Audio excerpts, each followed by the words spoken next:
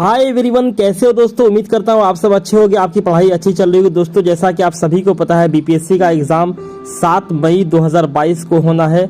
कई बार डिले होने के बाद अब ये परीक्षा पूरी उम्मीद है कि 7 को हो जाएगी और आप लोग 7 तारीख को डेट मान करके अपनी तैयारी कर रहे होंगे। दोस्तों आप सभी की तैयारी बहुत अच्छी हो चुकी होगी, ऐसा हम उम्मीद करते हैं।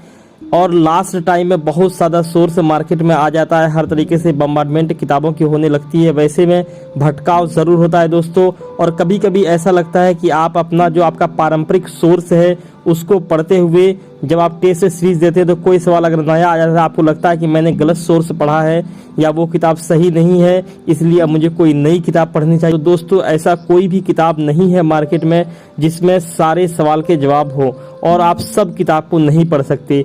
दोस्तों सभी किताब में 70 से 80% चीज़ें समान ही होती है, और कोई भी परीक्षा हो उसमें पास करने के लिए सिविल सर्विस की जो भी एग्जामिनेशंस होती हैं उसमें 60-70% से ज़्यादा लाने भी नहीं होते हैं। इसलिए दोस्तों आप लोग भटकाव से बचें और जो किताबों को आप पढ़ते हुए आ रहे थे उसी को बार बार करें।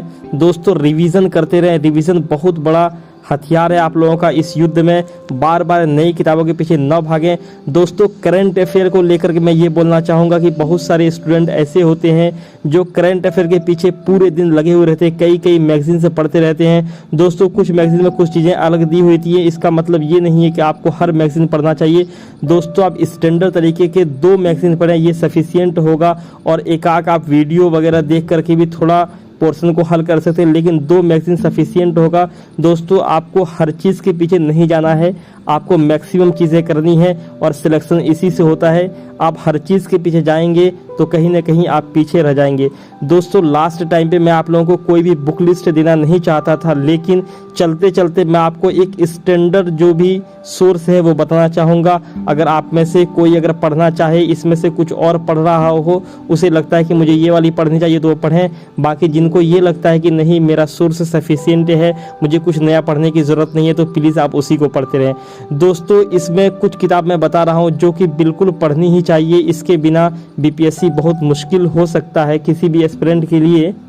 तो दोस्तों उसमें सबसे पहले नंबर पे है ल्यूसेंट की जीके। जी हाँ दोस्तों, ये जो ब्लू कलर की किताब है इसको आपको बिल्कुल और अनगिनत बार इसको पढ़ना चाहिए।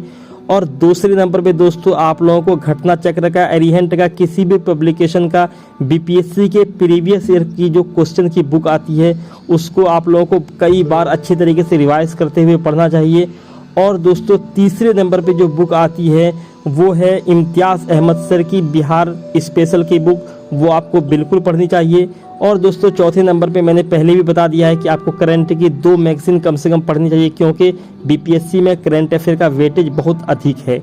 दोस्तों इसके बाद अगर आपको समय मिलता है तो आप लोग घटना चक्र की किताब पढ़ सकते हैं, जो हर सब्जेक्ट के लिए अलग अलग से आती है।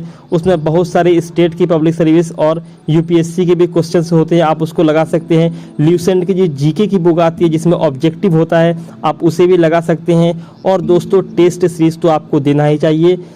तो दोस्तों यही कुछ बताना था, आप लोग लगे रहिए। आपका ज़्यादा समय अभी नहीं लेना चाहूँगा, आपका समय बहुत कीमती है।